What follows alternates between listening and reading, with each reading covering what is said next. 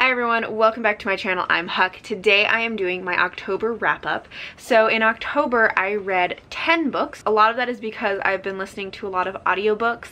4 of the books that I read this month were physical books and 6 of them were audiobooks. So I think I'm gonna go through my physical books first and then get into the audiobooks. So the first 2 books that I am going to talk about, because they are in the same series even though I read them at the beginning, one at the beginning and one at the end of the month, are The Raven Boys and The Dream Thieves by Maggie Stiefvater. So I read The Raven Boys at the very beginning of the month, and I'm doing a reread of this entire series because this is now one of my all-time favorite series and I have really been wanting to reread it. It's a really good one for the fall. It has some good spooky fall vibes to it. This series follows a group of friends who are searching for a dead Welsh king. There is a myth that there is this dead Welsh king named Glendower, and if you find him, he is not actually dead, he is sleeping, and if you can wake him, he will give you a wish. So there's this group of teenagers in rural Virginia who are searching for him. They have reason to believe that this Welsh king was hidden in Virginia. And this story, it is kind of a contemporary paranormal story. There are ghosts and psychics and ley lines and other kinds of magical creatures, and it is such a wonderful series. I just love this so much. I really enjoy Maggie Stiefvater's writing. It's so atmospheric. I love the way that she observes characters and writes them. And she just makes these characters that are so lovable and they feel so real, and they have such just such human experiences in such weird contexts. It is raining outside very heavily, so you might be able to hear that, and hopefully the rain will be soothing and not annoying. It has been really great to reread this series. I think this is one that is really good to reread because there are so many hints that I totally missed before because I didn't realize that they were foreshadowing and that they were hints. And it's so fun to see them now. Also, I think I understand the plot better. I understand the characters better because the first time I read them, I was just so immersed in the story, and that was its own kind of wonderful reading experience, to be just so in it that I wasn't really analyzing it. I just was inhaling the story. But this time I've been reading it very carefully, and I've actually been really underlining things and taking notes in the margins, which I know a lot of people are very against writing in your books, but I like to do it sometimes, and this is one that it really works well for me because there's so much to it. There's so much to these characters that I just have so much to say about them. I think that I have another level of appreciation for these books and these characters because I've been reading them so carefully in this way the second time, and I'm sure this is a series that I'm going to continue reading and rereading in the future. This first book I gave 5 out of 5 stars to. The second book in the series is The Dream Thieves, and this one I actually read at the end of the month. And this is the book that I read for the Witchathon, which was a readathon hosted by Rhiannon over at Crescent Moon Reads, which is all witch themed. It was the last week of October, all themed for Samhain and Halloween, and it was a lot of fun to do. This is the only book that I read for the Witchathon because it was happening right during my midterms for grad school, so I didn't get a ton of reading done, but I managed to complete this one book, which I'm very happy about. And this one checked off a few of the challenges. I think it counted towards reading a book with paranormal elements, reading a book that you knew would make you feel warm and fuzzy, or warm and happy. I think there was another one that it counted for, and then it also counted for buddy reading a book because I buddy read this book with Kara from Wild Book Garden, and it was so much fun to get to talk about the book and all of the characters, and we also got off on a lot of tangents about big philosophical life questions, which was also a lot of fun. In the Raven cycle, this second book is probably my least favorite of the series, but still, I love this series, and I love these characters. I love Maggie Stiefvater's writing, so it's still a very solid book to me. I gave this 4 out of 5 stars. It's just that the rest of the book is usually more like 4.5 to 5 out of 5 stars. The next book that I have is Fire in the Earth by David Whyte. This is a book of poetry, and this one I had some mixed feelings about. Some of these poems felt like some of them were like little bits and pieces of stories or characters that I had no context for. So it felt like I was kind of jumping into a story or into a life that I knew nothing about. Then I read A Secret History of Witches by Louisa Morgan. This follows 5 generations of women. It's 5 generations of witches, starting in the 1830s and I think ending in like the 1940s.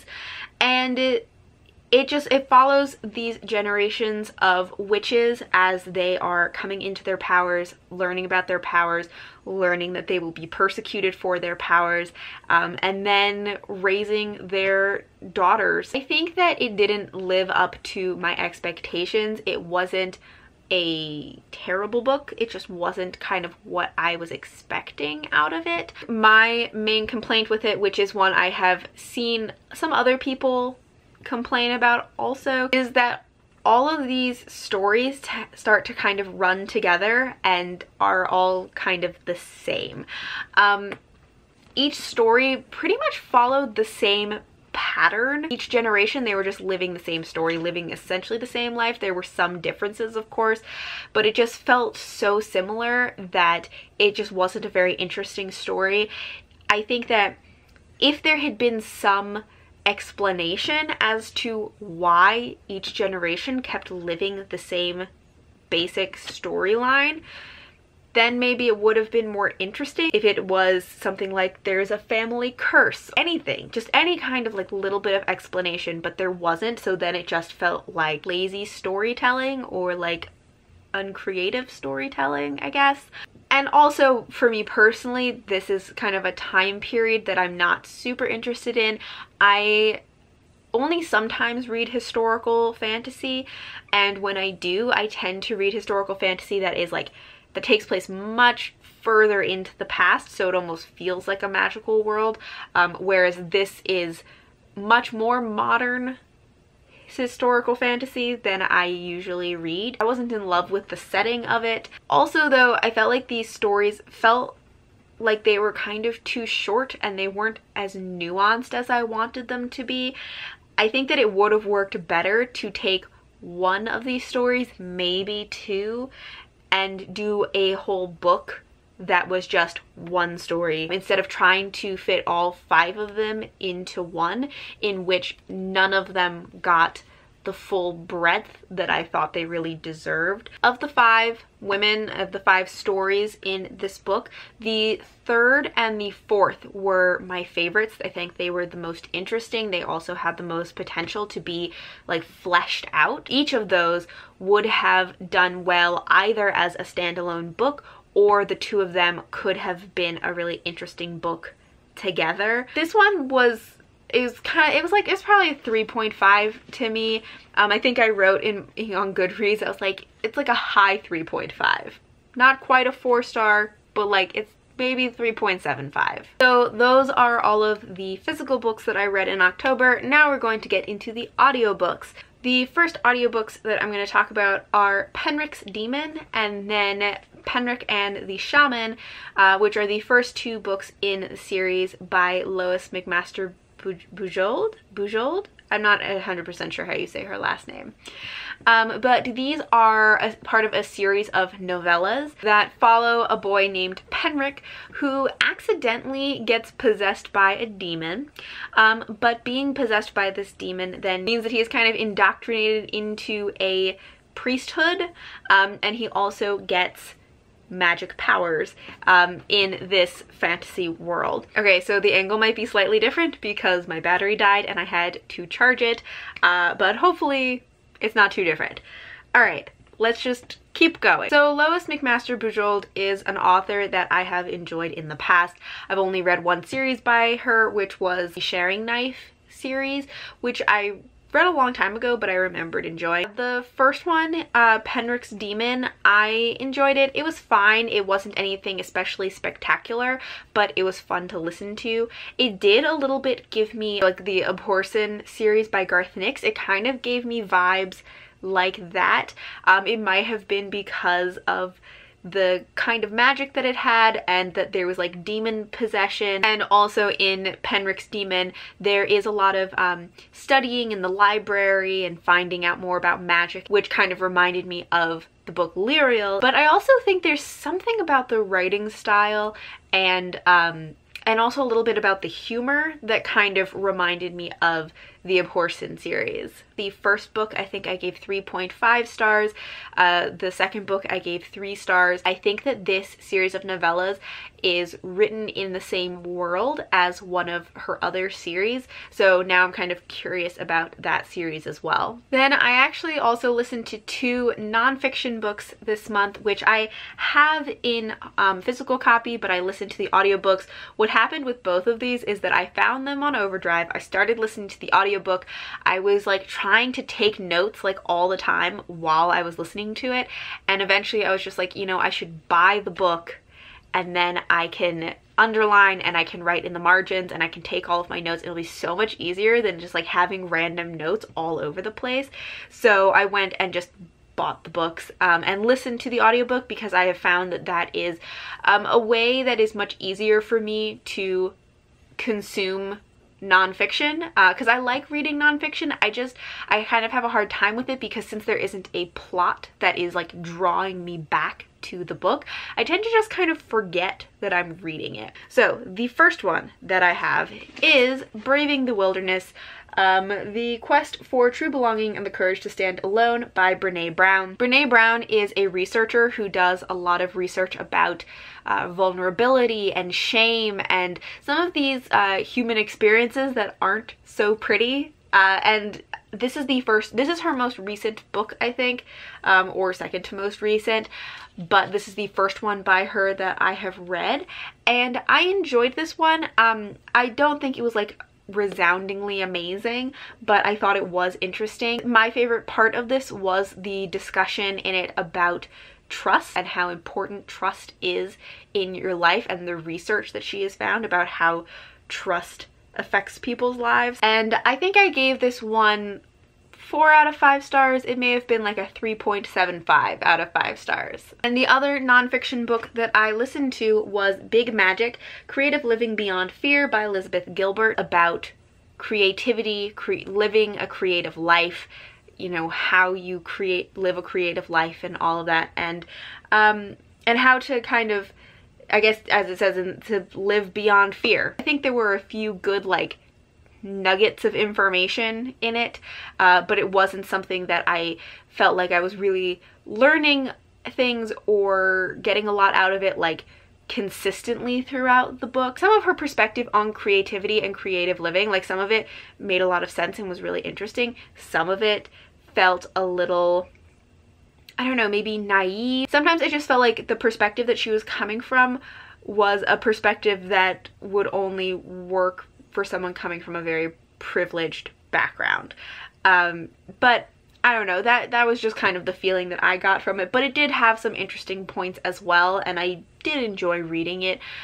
So I think I gave this one 3 out of 5 stars. The next audiobook that I listened to was The Diviners by Libba Bray. So this is one that I went into it relatively blind. I knew that it took place in the 20s and that it's about solving a murder, but that was pretty much all of the information I had. I just know that it's a series that a lot of people really love, and seemed like a good one to listen to in October because people say that it's spooky, and it is spooky. Reading this made me very jumpy. I was not prepared for what this book was about because it has like ghosts and serial killers and like a really creepy religious cult that are doing ritualistic murders and like all kinds of stuff that I was not prepared for.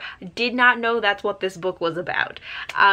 I did enjoy it. I think that I'm not as like enthusiastically in love with it as a lot of people. Part of that is because it does take place in New York City in the 1920s, and I think that the atmosphere of the 20s is something that a lot of people really love, and for me, the 20s are a time period that I just don't really care about. So I think that was just kind of a bit of a miss for me, that the setting and the atmosphere of the 20s just wasn't something that really drew me in. The audiobook is really great. I think the narrator does a really good job of doing different voices for different people and accents and setting that like atmosphere of it.